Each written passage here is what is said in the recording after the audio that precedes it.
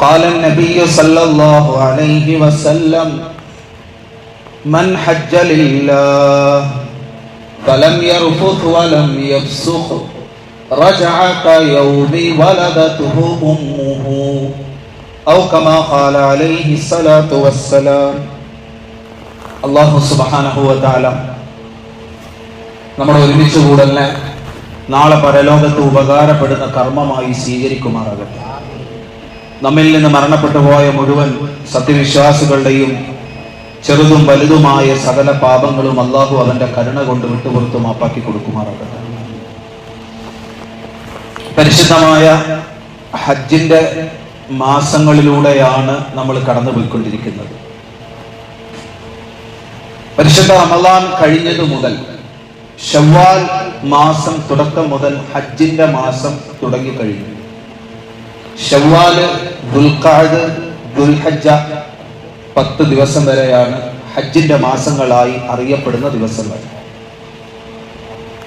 അഥവാ ഇസ്ലാമിന്റെ 5ാമത്തെ ഫർളായ ഹജ്ജിന് വേണ്ടി ഹാജിമാർ പുറപ്പെടുകയും ഇഹ്റാം കെട്ടുകയും ചെയ്യുന്ന മാസങ്ങളായി അല്ലാഹു തആല നിശ്ചയിച്ച മാസങ്ങളിലൂടെയാണ് നമ്മൾ കഴിഞ്ഞു പോകുന്നത്.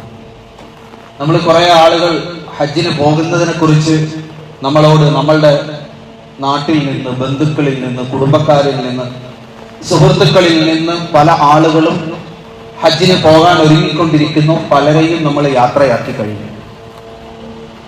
ഹജ്ജ് ചെയ്തവരുണ്ട്, ചെയ്യാൻ ആഗ്രഹിക്കുന്നവരുണ്ട്, എന്തെങ്കിലും അവസരം കിട്ടിയാൽ ചെയ്തേക്കാമെന്ന് കരുതി കഴിയുന്നവരുമുണ്ട്. നമ്മൾ വേണ്ട രീതിയിൽ ഹജ്ജ് എന്താണെന്നും എന്തിന് ഹജ്ജ് ചെയ്യണമെന്നും നമ്മൾ മനസ്സിലാക്കിയിട്ടില്ല എന്നുള്ളത് ഒരു യാഥാർത്ഥ്യമാണ്. നബിതങ്ങൾ സല്ലല്ലാഹു അലൈഹി വസല്ലമ തങ്ങളുടെ അടുക്കലേക്ക് ഒരിക്കൽ ഒരു ഗ്രാമീണനായ സഹാബി കടന്നു വന്നിട്ട് നബിയോട് പറഞ്ഞു, തങ്ങളെ, സ്വർഗത്തിൽ പ്രവേശിക്കാൻ ഞാൻ എന്ത് പണിയാണ് ചെയ്യേണ്ടത്? എനിക്ക് സ്വർഗം നേടണം മരണാനന്തര ജീവിതത്തിൽ. അതിനുവേണ്ടി ഞാൻ എന്ത് ചെയ്യണം? 5 കാര്യങ്ങൾ എണ്ണി നിബിധങ്ങൾ പറഞ്ഞു കൊടുത്തു. 1, അൻ തശ്ഹദ അല്ലാ ഇലാഹ ഇല്ലല്ലാഹ് വ അന്ന മുഹമ്മദർ റസൂലുള്ളാഹ്. 2, ഷഹാദത്ത് കലിമ, അഷ്ഹദു അല്ലാ ഇലാഹ ഇല്ലല്ലാഹ് വ അഷ്ഹദു അന്ന മുഹമ്മദർ റസൂലുള്ളാഹ്. ആരാധനയ്ക്കർഹൻ അല്ലാഹു അല്ലാതെ മറ്റാരുമില്ലെന്നും മുഹമ്മദ് നബി അള്ളാഹുവിന്റെ അവസാനത്തെ പ്രവാചകനാണെന്നും ഞാൻ വിശ്വസിക്കുന്നു എന്ന് നീ നാവുകൊണ്ട് പറഞ്ഞ് ആ വിശ്വാസം മുറുകെ പിടിച്ച് ജീവിക്കുക. 2ാമതായി പറഞ്ഞു കൊടുത്തു, വഅൻ തുഖീമസ്സലാ, നീ നമസ്കാരം നിന്റെ ജീവിതത്തിൽ 5 നേരത്തെ നമസ്കാരം കൃത്യമായി നീ നിലനിർത്തുക. വതുഅ്തിയസ് സകാ, നിന്റെ സമ്പത്ത് സകാത്ത് കൊടുക്കേണ്ട അളവോളം എത്തുകയും അത് ഒരു കൊല്ലം നിന്റെ കയ്യിൽ ഇരിക്കുകയും ചെയ്താൽ അതിന്റെ 2.5% സകാത്തായി പാവങ്ങളുടെ വിഹിതമായി നീ നൽകുക. വതസൂമ റമളാൻ, പരിശുദ്ധമായ റമളാൻ മാസം എത്തുമ്പോൾ നോമ്പ് പിടിക്കാനുള്ള ആരോഗ്യം നിനക്കുണ്ടെങ്കിൽ നീ നോമ്പ് പിടിക്കുക. വഅൻ തഹുജ്ജൽ ബൈത ഇനിസ്തതഅത ഇലൈഹി സബീല, ഹജ്ജിന്റെ മാസങ്ങൾ എത്തുമ്പോൾ ഹജ്ജ് ചെയ്യാനുള്ള ആരോഗ്യം, ഹജ്ജിന് വേണ്ടി മക്കയിലേക്ക് എത്താൻ നിന്റെ ആവശ്യങ്ങളും ചിലവും കഴിഞ്ഞ് മിച്ചം നിന്റെ കയ്യിലിരിക്കുന്ന സമ്പത്ത് തികയുകയും ചെയ്താൽ പരിശുദ്ധമായ മക്കയിലേക്ക് പോയി നീ ഹജ്ജ് ചെയ്യുക. ഈ 5 കാര്യങ്ങൾ സ്വർഗം നേടാനുള്ള മാർഗം ചോദിച്ച സഹാബിക്ക് നിബിധങ്ങൾ എണ്ണി പറഞ്ഞു കൊടുത്തു. ആ സഹാബി നിബിധങ്ങളോട് പറഞ്ഞു, തങ്ങൾ ഈ 5 കാര്യങ്ങളാണല്ലോ എനിക്ക് പറഞ്ഞു തന്നത്, അല്ലാഹുവിൽ സത്യം, ഈ 5ഉം ഞാൻ എൻ്റെ ജീവിതത്തിൽ ഗൗനിക്കും, പാലിക്കും, നിഷ്ഠയോടുകൂടി, ഉത്തരവാദിത്തത്തോടുകൂടി, കൃത്യമായ ബോധ്യത്തോടുകൂടി ഈ 5 കാര്യങ്ങളും ഞാൻ അനുഷ്ഠിക്കും. ഇതിനേക്കാൾ കൂടുതൽ ഒന്നും ഞാൻ ചെയ്യില്ല, ഇതിനേക്കാൾ ഞാൻ ഒന്നും കുറയ്ക്കുകയുമില്ല എന്ന് പറഞ്ഞിട്ട് ആ മനുഷ്യൻ തിരിഞ്ഞ് നടന്നു പോകുന്ന സമയത്ത് നബിതങ്ങൾ സല്ലല്ലാഹു അലൈഹി വസല്ലമ തങ്ങൾ സഹാബാക്കളോട് പറഞ്ഞു, ആ പോകുന്നത് സ്വർഗവാസിയായ ഒരു മനുഷ്യനാണ്.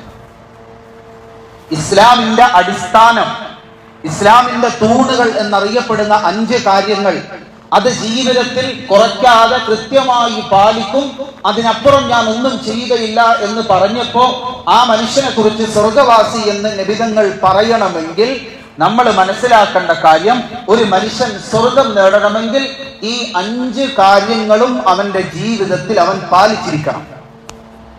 നമ്മൾ വിചാരിച്ചിരിക്കുന്നത് നമസ്കാരം, വെള്ളിയാഴ്ചത്തെ നിസ്കാരം എല്ലാവരും പള്ളിയിൽ വന്ന് നിസ്കരിക്കണം, ബാക്കിയൊക്കെ പള്ളിയുടെ അടുത്ത് താമസിക്കുന്നവർ അല്ലെങ്കിൽ കുറച്ചൊക്കെ പടച്ചവനെ പേടിയുള്ളവർ ചെയ്താൽ മതി.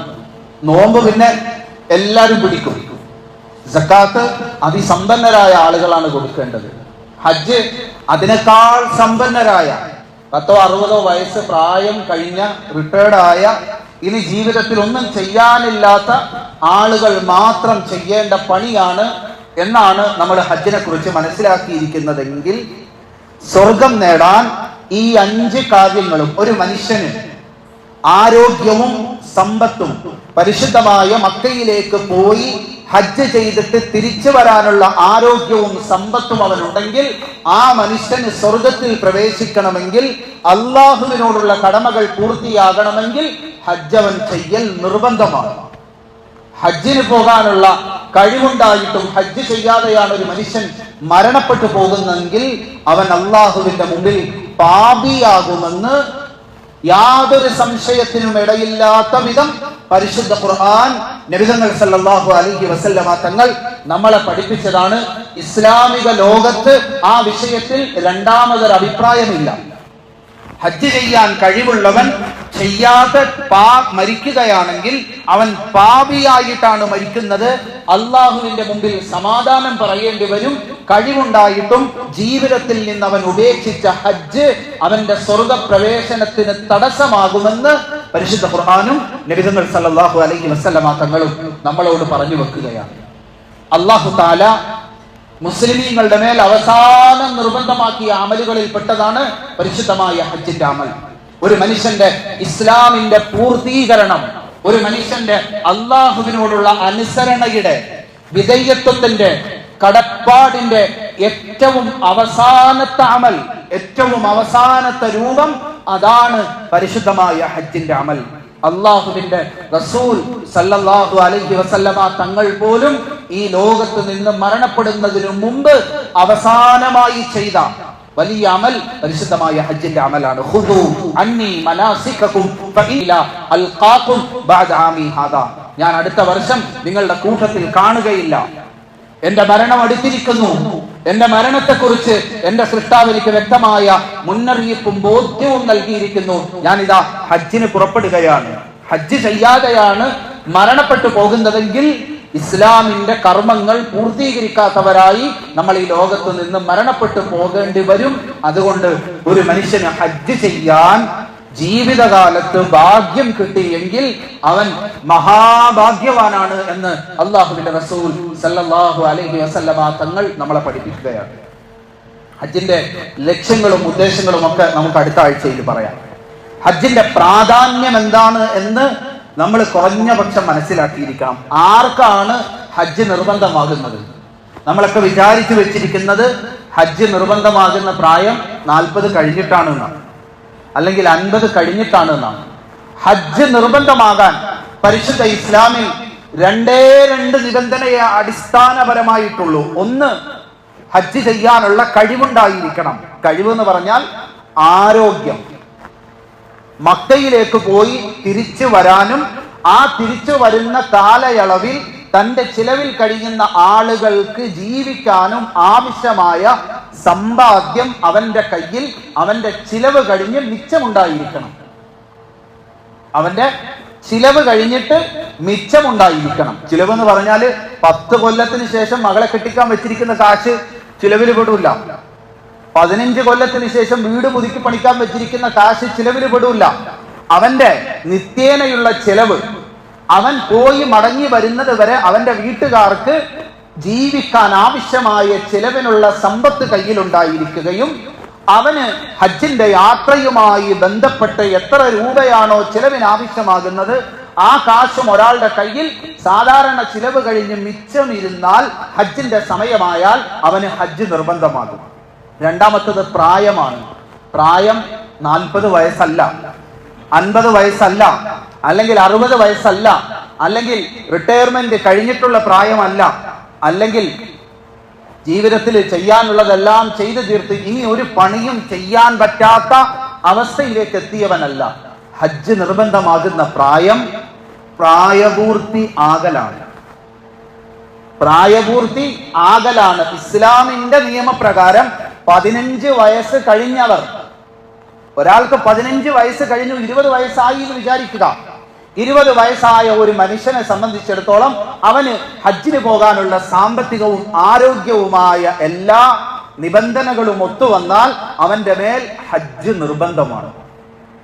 നമ്മളൊക്കെ ഹജ്ജ് യാത്രയാക്കാൻ വേണ്ടി പലയിടത്തും പോകും. പല ആളുകളും ഹജ്ജിന് പോകുമ്പോൾ വിളിക്കുമ്പോൾ ദുആ ചെയ്യാൻ വേണ്ടി നമ്മൾ അവിടെ പോകും. അവിടെ ചെന്നിരിക്കുന്ന സമയത്ത് നമ്മൾ ആലോചിക്കണം, ഈ യാത്രയാക്കാൻ, നമ്മളുടെയൊക്കെ വിചാരം നമ്മൾ ഹജ്ജ് ചെയ്യേണ്ടവരല്ല, ഹജ്ജ് ചെയ്യാൻ പോകുന്നവരെ യാത്രയാക്കേണ്ടവരാണ് എന്നാണ് നമ്മളുടെ വിചാരം. അങ്ങനെ യാത്രയാക്കാൻ പോകുമ്പോൾ നമ്മൾ നമ്മളെക്കുറിച്ച് ചിന്തിച്ച് നോക്കണം, നമ്മളിൽ എത്ര ആളുകൾക്ക് ഹജ്ജ് നിർബന്ധമായി. യാ അയ്യുഹന്നാസ്, ഹദീസിൽ കാണാം, ഖതബന റസൂലുള്ളാഹി സ്വല്ലല്ലാഹു അലൈഹി വസല്ലമ യൗമൻ, അല്ലാഹുവിന്റെ റസൂൽ ഒരിക്കൽ ഞങ്ങൾക്ക് വേണ്ടി ഖുതുബയോദാൻ എഴുന്നേറ്റ് നിന്നു. ഖുതുബയുടെ തുടക്കത്തിൽ പറഞ്ഞു, അയ്യുഹന്നാസ്, അല്ലയോ ജനങ്ങളെ, ഇന്നല്ലാഹ ഖദ് ഫറള അലൈക്കുമുൽ ഹജ്ജ്, ഞാൻ നിങ്ങളോട് ഓർമ്മപ്പെടുത്തുകയാണ്, ഞാൻ നിങ്ങളോട് പ്രത്യേകം ഗൗനിക്കാൻ നിങ്ങളോട് ഞാൻ പറയുകയാണ്, അല്ലാഹു തആല നിങ്ങളുടെ മേൽ ഹജ്ജ് നിർബന്ധമാക്കിയിരിക്കുന്നു. ഫഹിജ്ജു, അല്ലാഹു നിർബന്ധമാക്കിയതാണ്, അതുകൊണ്ട് നിങ്ങൾ ഹജ്ജ് ചെയ്തിരിക്കണം. പരിശുദ്ധ ഖുർആൻ പരിശുദ്ധമായ കഅബയെ കുറിച്ച് പറയുന്നു. നമ്മൾ മനസ്സിലാക്കണം, ലോകത്ത് ആദ്യമായി ഹജ്ജ് ചെയ്ത മനുഷ്യൻ മഹാനായ ആദം നബി അലൈഹിസ്സലാമാണ്. ലോകത്തെ ആദ്യത്തെ മനുഷ്യനെ കൊണ്ട് അല്ലാഹു തആല ഹജ്ജ് ചെയ്യിപ്പിച്ചു. ഹദീസിൽ കാണാം, ഹജ്ജ ആദം അലൈഹിസ്സലാം അലാ റിജ്ലൈഹി 70 ഹജ്ജതൻ. ആദം നബി അലൈഹിസ്സലാം കാൽനടയായി 70ഓളം ഹജ്ജ് ചെയ്തു എന്ന് ഹദീസുകളിൽ കാണാം. ആദം നബി അലൈഹിസ്സലാം ലോകത്ത് ഭൂമിയിലെ ആദ്യത്തെ ഹജ്ജ് ചെയ്തു. ഹജ്ജ് ചെയ്തതിന് ശേഷം അല്ലാഹുവിനോട് ചെയ്തു, യാ റബ്ബ് ഇന്നലിൽ ആമിലി അജ്റുൻ, പണി ചെയ്യുന്ന എല്ലാവർക്കും കൂലിയുണ്ട്, എന്താണ് എന്റെ കൂലി, ഞാൻ ചെയ്ത ഹജ്ജിന്റെ കൂലി എന്താണ് എന്ന് ആദം നബി അലൈഹിസ്സലാം അല്ലാഹുവിനോട് ചോദിക്കുമ്പോൾ അല്ലാഹു തആല പറഞ്ഞു, ഗഫർതു ലകു, ഗഫർതു ലക്, ഞാൻ നിനക്ക് നിന്റെ സകല പാപങ്ങളും പുറത്തു നിന്നിരിക്കുന്നു. ഒരു മനുഷ്യന് ഹജ്ജ് ചെയ്യുക എന്ന് പറഞ്ഞാൽ ജീവിതത്തിൽ അവൻ അതിനു മുമ്പ് ചെയ്ത സകല പാപങ്ങളും ഉറപ്പിക്കാൻ വേണ്ടി അല്ലാഹു തആല മനുഷ്യന് നൽകുന്ന ഒടുക്കലത്തെ അവസരമാണ് ഹജ്ജ് എന്നുള്ളത്. മഹാനായ അബ്ദുല്ലാഹി ഇബ്നു അംർ റളിയല്ലാഹു തആല അൻഹുവിന്റെ പിതാവ് അംർ ഇബ്നു ആസ് റളിയല്ലാഹു തആല അൻഹു, അദ്ദേഹം ഇസ്ലാമിലേക്ക് കടന്നു വരുന്നതിന് മുമ്പ് നബിതങ്ങളുടെ കൊടിയ ശത്രുവായിരുന്നു. അല്ലാഹുവിന്റെ റസൂലിനെ വകവരുത്താൻ പല ശ്രമങ്ങളും അദ്ദേഹം നടത്തി. ബദർ യുദ്ധത്തിൽ മുസ്ലിമീങ്ങൾക്കെതിരെ ശത്രു സൈന്യത്തിന്റെ നേതാവായി അല്ലാഹുവിന്റെ റസൂലിനോട് ഏറ്റുമുട്ടാൻ വന്ന അംർ ഇബ്നു ആസ് റളിയല്ലാഹു തആല അൻഹു അദ്ദേഹത്തിന്റെ മരണത്തിന്റെ സന്ദർഭത്തിൽ മകനോട് തന്റെ ഇസ്ലാമിന്റെ അനുഭവത്തെ കുറിച്ച് പറയുന്ന സ്ഥലത്ത് അദ്ദേഹം പറഞ്ഞു, ലമ്മാ ജഅലല്ലാഹുൽ ഇസ്ലാമ ഫീ ഖൽബി അതൈതു റസൂലല്ലാഹി സ്വല്ലല്ലാഹു അലൈഹി വസല്ലം, ഞാൻ മക്കയിൽ ജീവിച്ചിരുന്ന കാലത്ത് എന്റെ മനസ്സിന്റെ ഉള്ളിൽ ഏറ്റവും വെറുപ്പും ശത്രുതയും വിദ്വേഷവും ഉണ്ടായിരുന്നത് മുഹമ്മദുർ റസൂലുള്ളാഹി സ്വല്ലല്ലാഹു അലൈഹി വസല്ലമ തങ്ങളോടായിരുന്നു. എന്റെ മനസ്സ് അല്ലാഹു തആല മാറ്റിക്കളഞ്ഞു. പരിശുദ്ധമായ ഇസ്ലാമിന്റെ വെളിച്ചം ഹിദായത്ത് എന്റെ മനസ്സിലേക്ക് ഇട്ടു തന്ന സമയത്ത് ഞാൻ അല്ലാഹുവിന്റെ റസൂലിന്റെ മുമ്പിലേക്ക് ചെന്നു. എന്നിട്ട് പറഞ്ഞു, യാ റസൂലല്ലാഹ്, നബിയെ, ഞാൻ മുസ്ലിമാകാൻ ഉദ്ദേശിക്കുന്നു.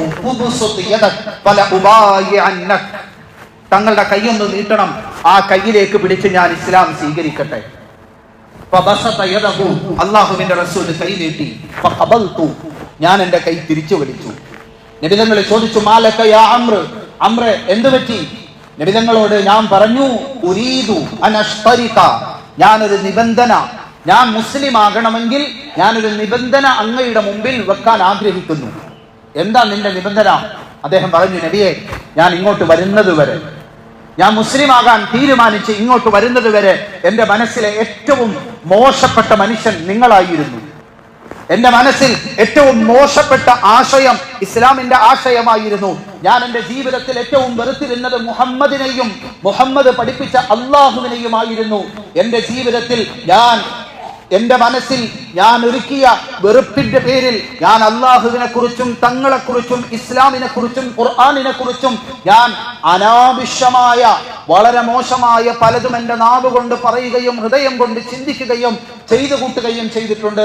ഞാൻ തങ്ങൾക്കെതിരെ ചെയ്തു കൂട്ടിയ പാപങ്ങളെ കുറിച്ച് ആലോചിക്കുമ്പോൾ ഈ അമ്രിന് അല്ലാഹു തആല പുറത്തു തരികയില്ല എന്നൊരു ചിന്തയുണ്ട്. അതുകൊണ്ട് എന്റെ സകല പാപങ്ങളും പുറത്തു തന്നാൽ, അത് ഉറപ്പ് തന്നാലേ ഞാൻ ഇസ്ലാമിലേക്ക് വരൂ എന്ന് അംർ ഇബ്നു ആസ് റളിയല്ലാഹു തആല അൻഹു നബി തങ്ങളോട് പറയുമ്പോൾ അല്ലാഹുവിന്റെ റസൂൽ തിരിച്ചു ചോദിക്കുന്നു, അമാ അലിംത യാ അംർ, അംറെ ഞാനൊരു കാര്യം പറഞ്ഞു തരാം. അന്നൽ ഇസ്ലാമ യഹ്ദിമു മാ ഖബ്ലഹു. ഒരു മനുഷ്യൻ ഇസ്ലാം അല്ലാത്ത വിശ്വാസത്തിൽ നിന്ന് ഇസ്ലാമിലേക്ക് കടന്നു വരുന്ന സമയത്ത് അവൻ അതിനു മുമ്പ് ചെയ്ത സകല പാപങ്ങളും ആ ഇസ്ലാം സ്വീകരണം പുറത്തു കൊടുക്കുന്നതാണ്. വഅന്നൽ ഹിജ്റത തഹ്ദിമു മാ ഖബ്ലഹു. നബിതങ്ങളുടെ കാലത്ത് സഹാബാക്കൾ സ്വന്തം നാട് വിട്ട് മദീനയിലേക്ക് ചെയ്ത ഹിജ്റ അതിനു മുമ്പ് ചെയ്തു പോയ സകല പാപങ്ങളും പുറത്തു കൊടുക്കാൻ കാരണമായി. മൂന്നാമതായി പറഞ്ഞു, അംറ നീ മനസ്സിലാക്കിക്കൊള്ളണം, അന്നൽ ഹജ്ജ യഹ്ദിമു മാ ഖബ്ലഹു. ഒരു മനുഷ്യൻ ജീവിതത്തിന്റെ ഏതെങ്കിലും ഘട്ടത്തിൽ ഹജ്ജ് ചെയ്താൽ, ഒരു മനുഷ്യന്റെ ഹജ്ജ് അല്ലാഹു തആല സ്വീകരിച്ചാൽ, ഒരു മനുഷ്യൻ മഖ്ബൂലും മബ്റൂറുമായ ഹജ്ജ് ജീവിതത്തിന്റെ ഏതെങ്കിലും ഘട്ടത്തിൽ ചെയ്യാൻ അവനെ കൊണ്ട് സാധിച്ചാൽ, അതിനു മുമ്പ് ചെയ്ത സകല പാപങ്ങളും ഹജ്ജിന്റെ പേരിൽ അല്ലാഹു തആല അവന് പുറത്തു നൽകുമെന്ന് അംർ ഇബ്നു ആസ് റളിയല്ലാഹു തആല അൻഹുവിനോട് അല്ലാഹുവിന്റെ റസൂൽ സല്ലല്ലാഹു അലൈഹി വസല്ലമ തങ്ങൾ പറയുകയാണ്. മഹാനായ ആദം നബി അലൈഹി സലാമിനോട് ഹജ്ജിന്റെ കൂലിയായി അല്ലാഹു തആല പറഞ്ഞു, ആദമേ നിന്റെ സകല പാപങ്ങളും പുറത്തു കൊടുത്തു. ലോകത്തെ ആദ്യത്തെ മനുഷ്യൻ ചെയ്ത ഹജ്ജിന്റെ കൂലിയായി അല്ലാഹു തആല നിശ്ചയിച്ചിരിക്കുന്ന സകല പാപങ്ങളും പുറത്തു കൊടുത്ത് ഉമ്മ പ്രസവിച്ച ദിവസത്തെ പോലെ ശുദ്ധീകരിക്കുന്ന പ്രക്രിയയാക്കി ഹജ്ജിനെ അല്ലാഹു തആല ഖിയാമത്ത് നാൾ വരെ നിശ്ചയിച്ചിരിക്കുന്നു. നമ്മളുടെ ജീവിതത്തിന്റെ സകല കറകളും സകല അഴുക്കുകളും സകല പാപങ്ങളും പൊറുപ്പിച്ച് അല്ലാഹുവിലേക്ക് വിശുദ്ധനായി, പാപങ്ങളിൽ നിന്ന് ശുദ്ധിയായി, പരിശുദ്ധനായി യാത്രയാകാൻ ഒരു മനുഷ്യന് ജീവിതത്തിൽ കിട്ടുന്ന അവസരമാണ് പരിശുദ്ധമായ ഹജ്ജിന്റെ അവസരം. അള്ളാഹുവിലേക്ക് നമ്മളൊക്കെ യാത്ര ചെയ്യേണ്ട ഒരു ദിവസമുണ്ട്. ഒരു ദിവസം നമ്മളൊക്കെ അള്ളാഹുവിലേക്ക് യാത്ര ചെയ്യും. ആ യാത്രയെ ഓർമ്മിപ്പിക്കുക കൂടി ചെയ്യുന്ന കർമ്മമാണ് ഹജ്ജിന്റെ അമല്. നമ്മൾ ആലോചിക്കണം, ഹജ്ജ് വലിയ അമലൊന്നുമില്ല. ആകെ ദുൽഹജ്ജ് 8, 9, 10, 11, 12, ചിലർക്ക് 13ന്റെ അന്നുകൂടെ 5 or 6 ദിവസത്തെ കർമ്മം മാത്രമാണ് ഹജ്ജിന്റെ കർമ്മം. ഹജ്ജിന്റെ കർമ്മങ്ങളിലേക്ക് നോക്കിയാൽ വലിയ ഇബാദത്തുകളൊന്നും അതിൽ കാണാൻ സാധിക്കുകയില്ല. നാവ് കൊണ്ട് പറയേണ്ട ഒരു ദിക്റും ഹജ്ജിൽ നിർബന്ധമില്ല.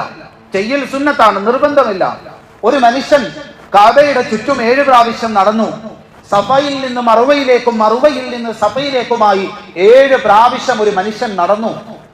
ഒരു മനുഷ്യൻ മിനായിലേക്കും മുസ്ദലിഫയിലേക്കും അറഫയിലേക്കും പോയി 2 സ്ഥലത്ത് രാത്രിയിൽ കിടന്നുറങ്ങി. അറഫയിൽ ഒരു വൈകുന്നേരം ഒരു പകല് കുറെ നേരം നിന്ന് അള്ളാഹുവിനോട് പ്രാർത്ഥിച്ചു. 3 ജംറകളിലേക്ക് പോയി കല്ലെറിഞ്ഞു. ഇത്രയും പണി ചെയ്താൽ ഹജ്ജ് പൂർത്തിയായി. നമ്മൾ നമസ്കാരം നമുക്കറിയാം, നമസ്കാരത്തിൽ റുകൂഉണ്ട്, സുജൂദുണ്ട്, ഇഅ്തിദാലുണ്ട്, അത്തഹിയാത്തുണ്ട്, ഖിയാമുണ്ട്. പലതും നമസ്കാരത്തിൽ ഇബാദത്ത് എന്ന് തോന്നിപ്പിക്കുന്ന പലതും നമ്മൾ ചെയ്യുന്നുണ്ട്. പക്ഷെ ഹജ്ജിലൊന്നും നമ്മൾ അങ്ങനത്തെ ചെയ്യുന്നില്ല. വെറുതെ അങ്ങോട്ടും ഇങ്ങോട്ടും നടക്കുക, വെറുതെ ഒരു മൈതാനത്ത് പോയിട്ട് രാത്രിയിൽ കിടന്നുറങ്ങുക ടെന്റ് അടിച്ച്, വെറുതെ ഒരു മൈതാനത്ത് പോയി കുറെ നേരം നിൽക്കുക, ഒരു ജംറയിലേക്ക് പോയി എറിയുക. ഇതാണ് ഹജ്ജിൽ നമ്മൾ ചെയ്യുന്ന പണി. പക്ഷെ അല്ലാഹു തആല ഈ ഹജ്ജിലൂടെ നമ്മളെ ഓർമ്മിപ്പിക്കുകയാണ് ഓരോ മനുഷ്യനും ജീവിതത്തിൽ യാത്ര ചെയ്യേണ്ട ഒടുക്കലത്തെ യാത്രയെക്കുറിച്ച്. നമ്മളൊക്കെ ഈ ലോകത്ത് നിന്ന് ഏത് നിമിഷവും മരണത്തിന് കീഴടങ്ങി അല്ലാഹുവിലേക്ക് യാത്ര ചെയ്യും. ആ യാത്രയുടെ സമയത്ത് നമ്മൾ എത്ര വിലപിടിപ്പുള്ള വസ്ത്രങ്ങൾ ധരിച്ച് നടന്നവരാണെങ്കിലും ആ വസ്ത്രങ്ങളൊന്നും നമ്മളെ കൊണ്ട് ധരിപ്പിക്കുകയില്ല. നമ്മൾ എത്ര വില കൂടിയ വസ്ത്രങ്ങൾ, എത്ര സ്റ്റൈലിൽ, എത്ര ഫാഷനിൽ, ഏതൊക്കെ ട്രെൻഡിന്റെ പിന്നാലെ പോയി ആ രൂപത്തിൽ വസ്ത്രം ധരിച്ച് നടന്നവരാണെങ്കിലും ആ വസ്ത്രം ഒന്നും നമ്മളെ ധരിപ്പിക്കൂല. ഹജ്ജിന് ഒരു മനുഷ്യൻ ഇഹ്റാം കെട്ടിക്കഴിഞ്ഞാൽ ജീവിതത്തിൽ ഏതൊക്കെ വസ്ത്രം ധരിക്കുന്നവനാണെന്ന് പറഞ്ഞാലും, എത്ര വലിയ വസ്ത്ര വ്യാപാര സ്ഥാപനത്തിന്റെ ഉടമസ്ഥനാണെന്ന് പറഞ്ഞാലും ഒരു വസ്ത്രവും ധരിക്കാൻ അനുവാദമില്ല. രണ്ട് കഷണം വെള്ളത്തുണി. മരണത്തിന്റെ യാത്രയിൽ ഖബറിലേക്ക് നമ്മളെ ഒടുക്കലത്തെ എടുക്കുന്ന സമയത്ത് 2 വെള്ളത്തുണിയിൽ പൊതിഞ്ഞ് നമ്മളെ എടുക്കുന്നത് പോലെ 2 വെള്ളത്തുണിയും ധരിച്ച് ഒന്നുടുത്ത് ഒന്ന് ശരീരം പൊതിഞ്ഞുകൊണ്ട് അള്ളാഹുവിലേക്ക് നമ്മൾ യാത്രയാകുന്നതിനെ ഓർമ്മിപ്പിച്ചിട്ട് കൊണ്ടാണ് ഹജ്ജിന് വേണ്ടി നമ്മൾ യാത്രയാകുന്നത്. നമ്മൾ സാധാരണ ഏതെങ്കിലും സ്ഥലത്തേക്ക് യാത്ര പോകുന്നത് പോലെയല്ല. ഹജ്ജിന്റെ യാത്രയ്ക്ക് നമ്മൾ ഇറങ്ങുന്ന സമയത്ത് നാട്ടിലെ ആളുകളൊക്കെ കൂടും. നമ്മൾ വിളിച്ചവരും വിളിക്കാത്തവരും അറിഞ്ഞവരും ബന്ധമുള്ളവരും സ്നേഹിതരും നാട്ടുകാരും പള്ളിയിൽ നിസ്കരിക്കാൻ വരുന്നവരും പള്ളിയിലെ ഇമാമും എല്ലാവരും കൂടും ഹജ്ജിന്റെ യാത്ര നമ്മൾ പോകുമ്പോൾ. ഇതേപോലെ ഒടുക്കലത്തെ യാത്രയിലേക്ക് പോകുന്ന സമയത്ത് നമ്മളുടെ വീട്ടിലേക്ക് പള്ളിയിലെ ഇമാമ് വരും, മുഅദ്ദിൻ വരും, പള്ളിയിൽ നിസ്കരിക്കാൻ വന്നവർ വരും, നാട്ടുകാർ വരും, ബന്ധുക്കൾ വരും, വിളിക്കാത്തവർ വരും, വിളിച്ചവർ വരും, സകലരും വന്നു നിന്ന് മരണത്തിന് ശേഷമുള്ള ഒടുക്കലത്തെ യാത്രയിലേക്ക് ഖബറിലേക്ക് യാത്രയാക്കുന്നത് പോലെ ഹജ്ജിന് പോകുന്ന സമയത്ത് എല്ലാവരും വന്നിട്ട് നമ്മളെ യാത്രയാക്കും. എല്ലാവരും വന്നിട്ട് നമ്മളെ യാത്രയാക്കും. ആ ഖബറിലേക്ക് ചെന്നു കഴിഞ്ഞാൽ ഖബറിൽ നിന്ന് പിന്നെ നമ്മളെ ഉയർത്തെഴുന്നേൽപ്പിക്കുന്നത് നേരെ വലിയ ഒരു മഹ്ശറയിലേക്കാണ്. വലിയ ഒരു മൈതാനത്തേക്ക് വിചാരണയ്ക്ക് വേണ്ടിയായിരിക്കും നമ്മളെ ഉയർത്തെഴുന്നേൽപ്പിക്കുന്നത്. പരിശുദ്ധമായ ഹജ്ജിന്റെ ഏറ്റവും പ്രധാനപ്പെട്ട അമൽ, ഹജ്ജിന്റെ ബാക്കി ഏത് കർമ്മവും നമുക്ക് നഷ്ടപ്പെട്ടു പോയാൽ അതിന് പരിഹാരമുണ്ട്. പക്ഷെ ഒരിക്കൽ നഷ്ടപ്പെട്ടാൽ ഹജ്ജ് തന്നെ ശരിയാകാതെ വരുന്ന ഒരേ ഒരു കർമ്മമേ ഹജ്ജിലുള്ളൂ. അൽ വുഖൂഫു ബി അറഫ, അറഫയിലെ നൃത്തം. അറഫ എന്ന് പറയുന്ന വലിയ ഒരു മൈതാനം മക്കയിൽ നമുക്ക് കാണാം. ആ മൈതാനത്തിന് ഒരു പ്രത്യേകതയുമില്ല. ദുൽഹജ്ജ്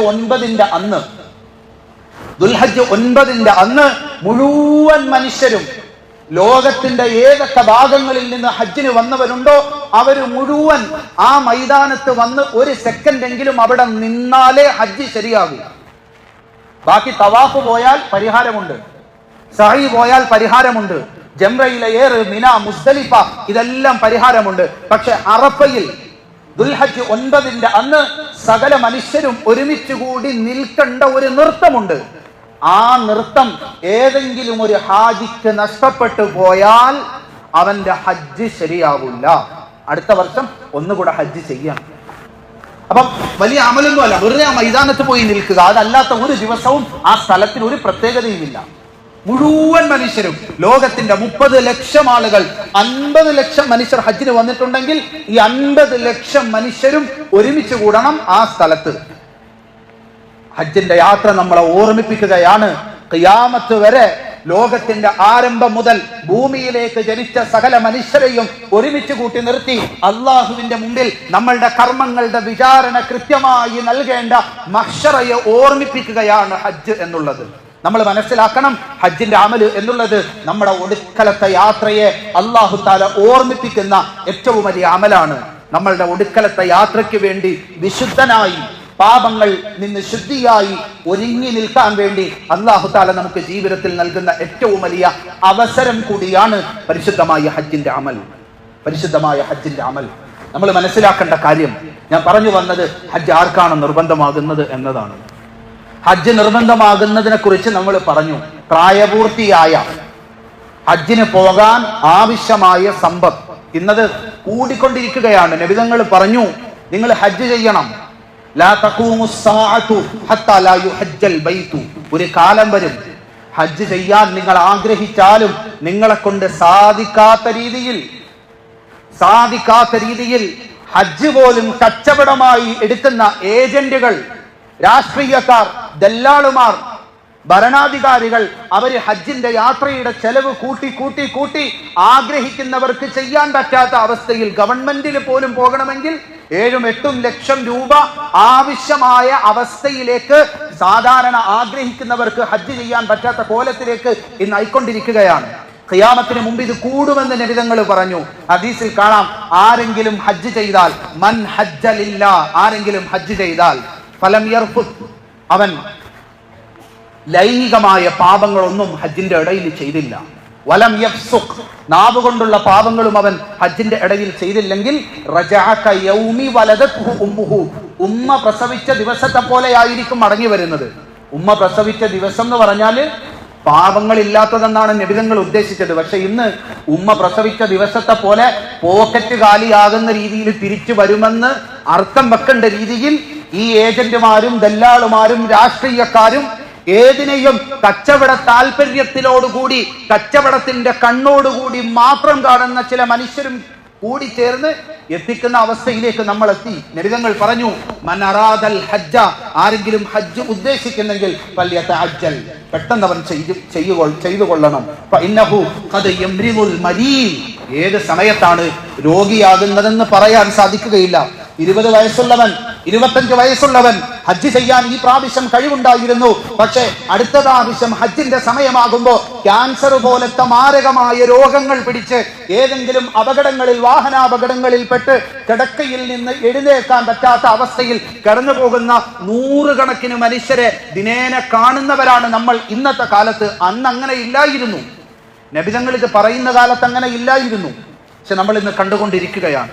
നമ്മൾ മനസ്സിലാക്കണം, ഹജ്ജ് ചെയ്യാതെയാണ് മരിച്ചു പോകുന്നതെങ്കിൽ അല്ലാഹു തആല എത്ര കടുപ്പത്തിലാണ് പരിശുദ്ധ ഖുർആനിൽ പറഞ്ഞിരിക്കുന്നത്. വലില്ലാഹി അലന്നാസി ഹിജ്ജുൽ ബൈത്തി മൻ ഇസ്തതാഅ ഇലൈഹി സബീല, അല്ലാഹു തആല സാധിക്കുന്നവർ മുഴുവനും ഹജ്ജ് ചെയ്യണമെന്ന് നിങ്ങളോട് നിർബന്ധമായി കൽപ്പിക്കുന്നു എന്ന് പരിശുദ്ധ ഖുർആൻ. എന്നിട്ട് പറയേണ്ടത് എന്താ? ആരെങ്കിലും ഹജ്ജ് ചെയ്തില്ലെങ്കിൽ ഇന്ന ശിക്ഷ കിട്ടുമെന്നാണ്. പക്ഷെ അള്ളാഹു പറഞ്ഞത് അങ്ങനെയല്ല. വമൻ കഫറ, ആരെങ്കിലും ഹജ്ജ് ചെയ്യാൻ കഴിവുണ്ടായിട്ട് ഹജ്ജ് ചെയ്യാതിരുന്നാൽ എന്ന് പറയേണ്ട സ്ഥലത്ത് പറഞ്ഞു ആരെങ്കിലും കാഫിറായാൽ. നമ്മൾ കാഫിർ എന്ന് പറഞ്ഞാൽ ഏതെങ്കിലും ഒരു വിഭാഗത്തിനോ ഏതെങ്കിലും ഒരു മതക്കാരനോ ഖുർആൻ ഉപയോഗിച്ച പേരല്ല. അള്ളാഹുവിനോട് നന്ദികേട് കാണിക്കുന്ന, നിഷേധത്തിന്റെ സ്വഭാവം കാണിക്കുന്ന സകല മനുഷ്യർക്കും ഉപയോഗിച്ച പേരാണ് കാഫിർ.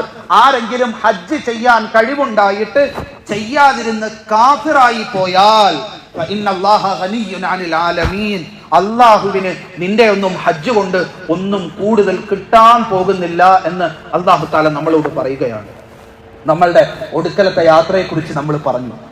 പരിശുദ്ധ ഖുർആൻ ഇമാമിങ്ങൾ പരിശുദ്ധ ഖുർആനിന്റെ ആയത്തിനെ വിശദീകരിച്ചിട്ട് പറയുന്നു, നമ്മളുടെയൊക്കെ മരണത്തിന്റെ സന്ദർഭത്തിൽ മലക്കുൽ മൗത്ത് അസ്രാഈൽ അലൈഹിസ്സലാം നമ്മളുടെ അടുക്കലേക്ക് വരും. ആ സമയത്ത് മലക്കുൽ മൗത്തിനോട് മരണാസന്നരായ ഓരോ മനുഷ്യരും സംസാരിക്കുമെന്ന് ഹദീസുകളിൽ കാണാൻ സാധിക്കും. മരിക്കാൻ പോകുന്ന ഓരോ മനുഷ്യനും മലക്കുൽ മൗത്തിനോട് സംസാരിക്കുമെന്ന് ഹദീസിൽ കാണാം. ഈ സംസാരം നാവ് കൊണ്ടല്ല, ഹൃദയത്തിന്റെ നാവ് കൊണ്ടായിരിക്കും. ഹൃദയത്തിന്റെ നാവ് കൊണ്ട് സംസാരിക്കുന്ന സംസാരം അത് നമ്മളുടെ ചെവി കൊണ്ട് നമുക്ക് കേൾക്കാൻ സാധിക്കുകയില്ല. അത് കേൾക്കണമെങ്കിൽ ഒരു 6ാം ഇന്ദ്രിയം ആവശ്യമായി വരും. പരിശുദ്ധ ഖുർആൻ പറഞ്ഞു, യഖൂല റബ്ബി ലൗലാ അഖർതനി ഇലാ അജലിൻ ഖരീബ് ഫഅസ്സദ്ദഖ വഅകും മിനസ് സാലിഹീൻ. മനുഷ്യൻ മരണത്തെ മുഖാമുഖം കാണുന്ന സമയത്ത് മരണത്തിന്റെ ദൂതനോട് സംസാരിക്കും. ഇന്ന് ആധുനിക ശാസ്ത്രം NDE, നിയർ ഡെത്ത് എക്സ്പീരിയൻസ് എന്ന പേരിൽ മരണത്തെ മുഖാമുഖം കണ്ട ആളുകളെ കുറിച്ച് പഠനം നടത്തിയിട്ട് മരണത്തെ മുഖാമുഖം കാണുന്ന സമയത്ത് അവർക്കുണ്ടാവുന്ന അനുഭവങ്ങളെ കുറിച്ച് ഇന്ന് ഒരു പഠന വിഷയമായി നമ്മളുടെ മുമ്പിൽ ആധുനിക ശാസ്ത്രം അവതരിപ്പിക്കുന്നുണ്ട്. അതിൽ കാണാം അവര് മരണത്തെ മുഖാമുഖം കാണുന്ന സമയത്ത് ഓരോരുത്തരും അനുഭവിച്ചിരുന്ന അനുഭവങ്ങൾ.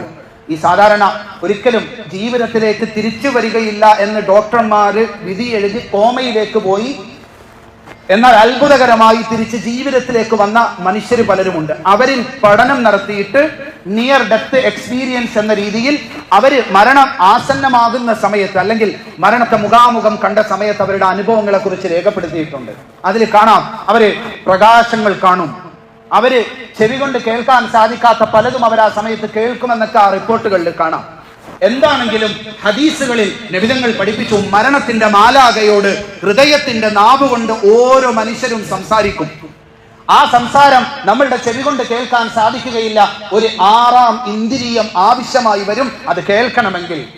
എന്നാൽ അത് കേൾക്കാൻ സാധിക്കാത്ത നമുക്ക് പരിശുദ്ധ ഖുർആൻ പറഞ്ഞു തരുന്നു, ചില മനുഷ്യർ മരണത്തിന്റെ മാലാഖയെ മുഖാമുഖം കാണുമ്പോ പറയും, ഞങ്ങൾ വന്നുകൊള്ളാം, ഞങ്ങൾ മരിച്ചുകൊള്ളാം, പക്ഷേ ദുൽഹജ്ജ് മാസമാകുന്നത് വരെ ഒന്ന് പിന്തിപ്പിച്ചു തരണം. കഴിഞ്ഞ വർഷങ്ങളിൽ ഞങ്ങൾക്ക് ഹജ്ജ് നിർബന്ധമായിട്ട് ഞങ്ങൾ ഹജ്ജ് ചെയ്യാത്തവരാണ്, അതുകൊണ്ട് അടുത്ത ദുൽഹജ്ജ് വരെ ഞങ്ങളുടെ മരണത്തെ ഒന്ന് പിന്തിപ്പിച്ചു തരണമെന്ന് ചില ഗതികെട്ട മനുഷ്യർ മരണത്തെ മുഖാമുഖം കാണുന്ന സമയത്ത് മരണത്തിന്റെ മാലാഖയോട് യാചിക്കുമെന്ന് ഹദീസുകളിലൂടെ നബിതങ്ങൾ നമ്മളെ പഠിപ്പിക്കുകയാണ്. അങ്ങനത്തെ ഗതികെട്ടവരുടെ കൂട്ടത്തിൽ നമ്മൾ ആരെയും അല്ലാഹു തആല ഉൾപ്പെടുത്താതിരിക്കുമാറാകട്ടെ.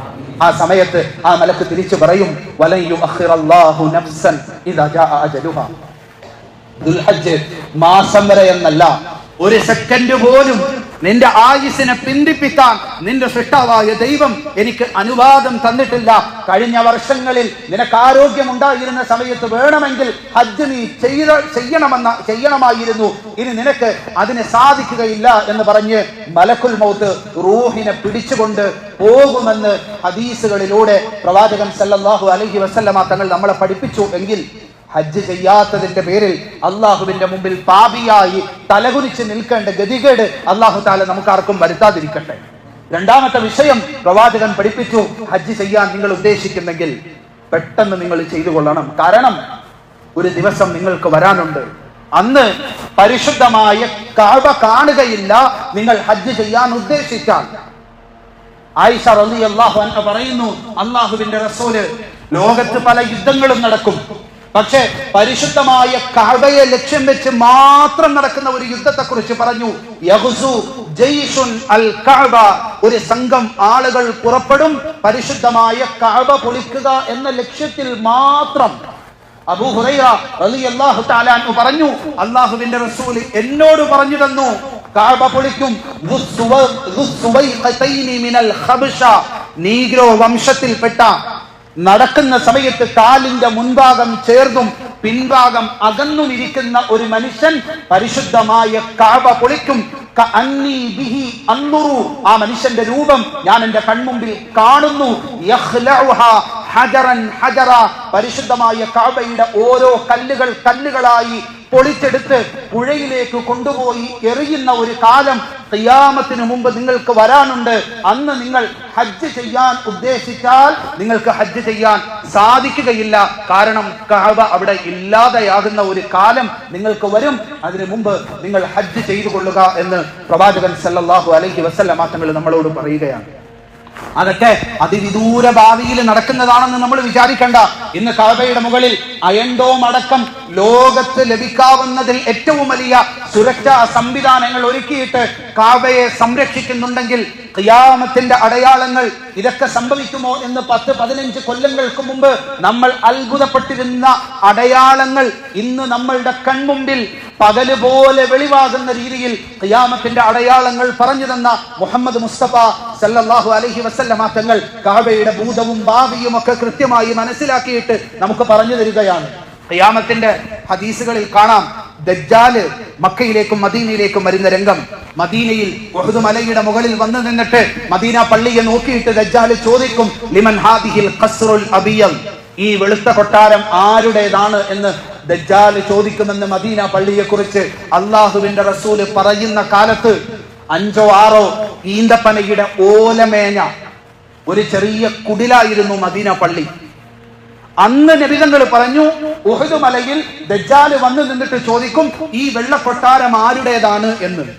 1400 വർഷത്തിനിപ്പുറം ഇന്ന് ഉഹദ് മലയുടെ മുകളിലേക്ക് കയറി നിന്നൊരു ഫോട്ടോ എടുത്തിട്ട് നോക്കിയാൽ തിളങ്ങി നിൽക്കുന്ന വെള്ളക്കൊട്ടാരം പോലെ അള്ളാഹുവിന്റെ റസൂലിന്റെ പള്ളി നമുക്ക് കാണാൻ സാധിക്കുമെങ്കിൽ മക്കയുടെയും മദീനയുടെയും കഅബയുടെയും ഹറമിന്റെയും ഭൂതവും ഭാവിയും വർത്തമാനവും കൃത്യമായി തിരിച്ചറിഞ്ഞ നുബുവത്തിന്റെ നാവുകൊണ്ട് നമ്മളോട് പറയുകയാണ്, കഅബയുടെ ഓരോ കല്ലുകളായി പൊളിച്ച് കൊണ്ടുപോകുന്ന രംഗം ഞാൻ എന്റെ കൺമുമ്പിൽ കാണുന്നു. അതുകൊണ്ട് മൻ അറാദൽ ഹജ്ജ ഫൽയതഅജ്ജൽ. ഇമാം ഗസ്സാലി റഹിമഹുല്ലാ പറഞ്ഞു, ഒരു ദിവസം രാവിലെ എഴുന്നേൽക്കുമ്പോൾ ലോകത്തെ ഏറ്റവും പ്രധാനപ്പെട്ട വാർത്ത പരിശുദ്ധമായ കഅബ മക്കയിൽ കാണാനില്ല എന്ന വാർത്തയായിരിക്കും.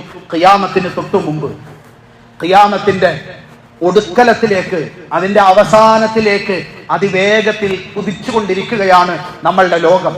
നമ്മളുടെ സകല സംവിധാനങ്ങളും, നമ്മളുടെ ഭൂമി, ആകാശം, നക്ഷത്രങ്ങൾ, സൂര്യൻ, ചന്ദ്രൻ, സകലതും അതിന്റെ ഒടുക്കലത്തെ കത്തലിലേക്ക്, ഖിയാമത്തിലേക്ക് അതിവേഗത്തിൽ കുതിച്ചുകൊണ്ടിരിക്കുന്നു എന്ന വാർത്ത സത്യമാക്കുന്ന അവസ്ഥയിലാണ് ദിനേന നമ്മളുടെ മാധ്യമങ്ങളും പത്രങ്ങളും വാർത്താ സംവിധാനങ്ങളും ഒക്കെ നമ്മളുടെ മുമ്പിലേക്ക് വരുന്നത് എങ്കിൽ ആ ഖിയാമത്തിന് തൊട്ടു മുമ്പ് അള്ളാഹുവിന്റെ കഅബ ഭൂമിയിൽ നിന്ന് അപ്രത്യക്ഷമായി പോകുന്ന ഒരു കാലം നിങ്ങൾക്ക് സംഭവിക്കാനുണ്ട്. ആ കാലത്തോടുകൂടി നിങ്ങളുടെ പാപമോചനം അല്ലാഹു തആല സ്വീകരിക്കുന്ന തൗബയുടെ വാതിലുകൾ അടച്ചു കളയുമെന്ന് പുണ്യ നബി നമ്മളോട് പറഞ്ഞു. എങ്കിൽ ആ കാലം എത്തുന്നതിന് മുമ്പ്, അല്ലെങ്കിൽ രോഗികളായി കിടന്നു പോകുന്നതിന് മുമ്പ്, അല്ലെങ്കിൽ പെട്ടെന്നുണ്ടാകുന്ന മരണം സംഭവിക്കുന്നതിന് മുമ്പ്, അല്ലെങ്കിൽ ഗുരുതരമായ അപകടങ്ങൾ ഉണ്ടാകുന്നതിന് മുമ്പ്, അല്ലെങ്കിൽ അതിഗുരുതരമായ സാമ്പത്തിക നഷ്ടങ്ങൾ ഉണ്ടാകുന്നതിന് മുമ്പ്, അല്ലെങ്കിൽ ഹജ്ജിൽ നിന്ന് ജനങ്ങളെ തടയുന്ന ഭരണാധികാരികൾ ഭരണത്തിലേക്ക് കയറുന്നതിന് മുമ്പ് നിങ്ങളെ കൊണ്ട് സാധിക്കുമെങ്കിൽ ജീവിതത്തിൽ ഒരിക്കലെങ്കിലും നിങ്ങളുടെ പാപങ്ങൾ കൊണ്ട് നിറഞ്ഞ കണ്ണുകൊണ്ട് പരിശുദ്ധമായ കഅബ, അള്ളാഹുവിന്റെ ഭൂമിയിലെ ആദ്യത്തെ ഭവനം കാണാനുള്ള ഭാഗ്യം നിങ്ങളുടെ കണ്ണുകൾക്ക് ഉണ്ടാകട്ടെ എന്ന് നമ്മളെക്കുറിച്ച് നമുക്ക് പ്രാർത്ഥിക്കാം എന്നല്ലാതെ അതിനപ്പുറത്തേക്ക് നമുക്കൊന്നും ചെയ്യാൻ സാധിക്കുകയില്ല. അതുകൊണ്ട് ഹജ്ജിന് നമ്മൾ ഉദ്ദേശിക്കുന്നു എങ്കിൽ എത്രയും പെട്ടെന്ന് ഹജ്ജ് ചെയ്യുക എന്നുള്ളത് നമ്മളുടെ ബാധ്യതയാണ്. നമ്മൾ വിചാരിക്കുന്നത് പോലെ നമ്മളിൽ ഭൂരിപക്ഷ ആളുകൾക്കും നമ്മൾ ഹജ്ജ് നിർബന്ധമായവരാണ്. നിർബന്ധമാകാത്തവരുണ്ടെങ്കിൽ അവര് മഹാഭാഗ്യവാന്മാർ. ഹജ്ജ് സമ്പത്തില്ലാത്തതിന്റെ പേരിൽ, ആരോഗ്യമില്ലാത്തതിന്റെ പേരിൽ നിർബന്ധമാകാത്തവർ നമ്മളുടെ കൂട്ടത്തിലുണ്ടെങ്കിൽ ഞാൻ പറയും അവര് മഹാഭാഗ്യവാന്മാർ. അള്ളാഹുവിന്റെ മുമ്പിൽ അവർക്ക് സമാധാനം പറയേണ്ടി വരികയില്ല. എത്ര കടുപ്പത്തിലാണ് സഹാബാക്കൾ ഇതിനെ കണ്ടിരുന്നത്. അലി റളിയല്ലാഹു അൻഹുവിന്റെ പ്രധാനപ്പെട്ട ശിഷ്യന്മാർ, ഇബ്നു അബ്ബാസ് റളിയല്ലാഹു അൻഹുവിന്റെ പ്രധാനപ്പെട്ട ശിഷ്യന്മാർ, മക്കയിലെയും മദീനയിലെയും ഇസ്ലാമിക ലോകത്തിന്റെ ആദ്യകാലത്തെ പ്രഗൽഭ പണ്ഡിതന്മാർ ത്വാഊസ്, ഇക്രിമ, അതാ ഇബ്നു അബി റബാഹ്, മുജാഹിദ് റഹിമഹുമുല്ലാഹ്, ഇവര് നാലുപേരുടെയും ഫത്വ കാണാം. ആർക്കെങ്കിലും ഹജ്ജ് ചെയ്യാനുള്ള കഴിവുണ്ടായിട്ട് ഹജ്ജ് ചെയ്യാതെ മരണപ്പെട്ടു പോയാൽ ലാ നുസല്ലി അലൈഹിം, അവരുടെ മേൽ ഞങ്ങൾ മയ്യത്ത് നമസ്കരിക്കുകയില്ല. കാരണം പരിശുദ്ധ ഖുർആൻ അവര് കാഫിറാണ് എന്ന രൂപത്തിലാണ് അള്ളാഹുവിന്റെ കൽപ്പന. അതുകൊണ്ട് ഞങ്ങൾ അവർക്ക് വേണ്ടി മയ്യത്ത് പോലും നമസ്കരിക്കുകയില്ല എന്ന് ആദ്യകാല ഇസ്ലാമിക പണ്ഡിതന്മാർ കർശനമായി പറയുന്ന രീതിയിൽ അള്ളാഹു തആല കർശനമായി നിർബന്ധമാക്കിയതാണ് പരിശുദ്ധമായ ഹജ്ജ്. ബാക്കി കാര്യങ്ങൾ ഇൻഷാ അല്ലാഹ് വരുന്ന ആഴ്ചയിൽ പറയാം.